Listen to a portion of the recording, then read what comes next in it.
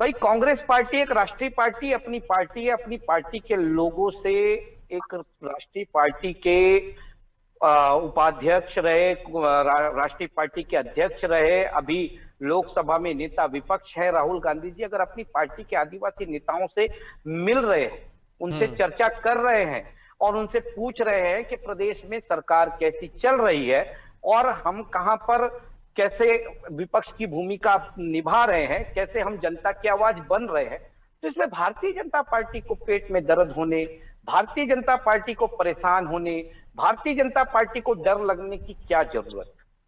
अभी आपने देखा कुछ दिन पहले खड़गे जी आए, ये भारतीय जनता पार्टी विष्णुदेव साय सरकार डर गई और तुरंत तत्काल जेपी नड्डा जी का कार्यक्रम आरक्षित कर दी। अब राहुल गांधी जी, दीपक बैज जी और छत्तीसगढ़ और बस्तर के आदिवासी नेताओं से मिल रहे हैं तो केदार कश्यप जी भयभीत हो रहे हैं। अरे भैया मंत्री हैं वो, शायद वो बार बार भूल जाते हैं कि छत्तीसगढ़ सरकार में मंत्री हैं। भारतीय जनता पार्टी के प्रवक्ता बनकर के काम करने का इतना शौक है तो उन्हें मंत्री पद और विधायकी से इस्तीफा देकर के प्रवक्ता बन के काम करना चाहिए। फिर रोज शाम आपकी डिबेट में वो भी बैठेंगे, मैं भी बैठूंगा, दो दो हाथ कर लिया करेंगे। सीधी सी बात है। आज एक बात बताइए, वो विपक्ष में नहीं है, वो सत्ता में है, वो हमसे सवाल पूछ रहे हैं, जवाब जबकि उनको देना चाहिए। आज धर्मांतरण का वो विषय उठाते हैं, धर्मांतरण के बारे में वो कहते हैं।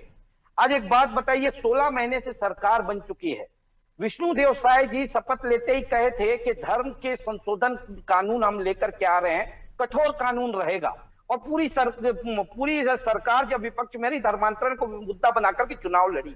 आज 16 महीने हो गए, कहां है वो धर्मांतरण का कानून? क्या उसमें बदलाव लेकर के आया गया? केदार कश्यप जी के मुंह में दही जम जाती है क्या ये अपनी सरकार से पूछने के लिए?